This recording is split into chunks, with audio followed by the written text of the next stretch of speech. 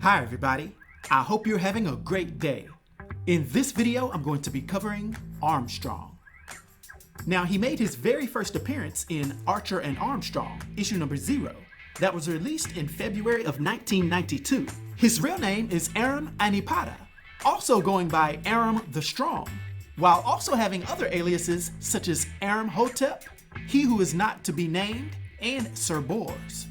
And he's a 10,000-year-old Mesopotamian warrior who's currently a part-time bouncer at Sows and Cows, and also happens to be half of the duo named Archer and Armstrong, with him standing approximately 6 feet 6 inches tall and weighing around 300 pounds, also having hazel eyes and brown hair. Now, just like his brothers, Armstrong was exposed to the mysterious energies of a device known as the Boon, and this permanently transformed his body and mind. Most notably, his age was halted and he is now a true immortal. He is completely incapable of dying, and if you do injure him, he does have a moderate healing factor. Not to mention that he and his brothers are also uniquely immune to all elemental forces, so that if their bodies were completely vaporized and they were to reconstitute themselves within, let's say, a lava pit, they wouldn't continually die and respawn over and over again, as they could just walk out of the lava.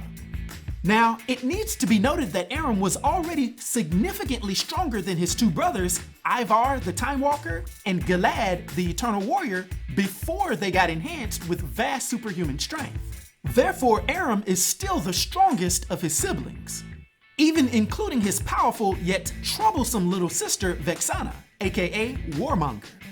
Armstrong is a true tank that also has moderate superhuman durability, low-level superhuman speed and agility, and vast superhuman stamina. Aram also has above-average intelligence, although he seems somewhat simple-minded due to his lifestyle.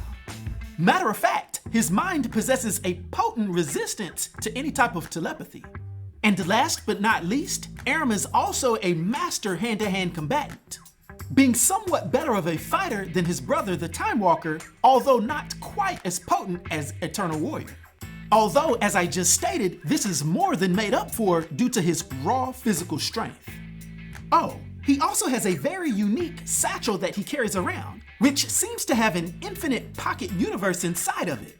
I mean, this thing contains tons of different items that he's collected across the millennia, including weapons, clothes, medicines, several different forms of life, including a dark entity, and of course, a large collection of alcoholic beverages. And this happens to lead us into what Aram is really known for, which is his love for poetry, partying, and hedonism. Basically, dude is the original party animal, spending most of the millennia of his life getting drunk in taverns and bars and hitting on the different women customers. This fact has led to him being relentlessly pursued by an ancient cult known as the Sect, who views him as somewhat of a demonic figure.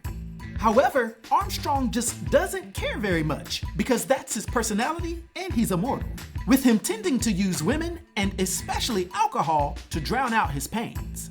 He does, however, have an intellectual and poetic streak that has come out over the generations, with him actually being a part of the Knights of the Round Table and also writing literature that would become classics, such as the Epic of Gilgamesh, which was loosely based on his early life.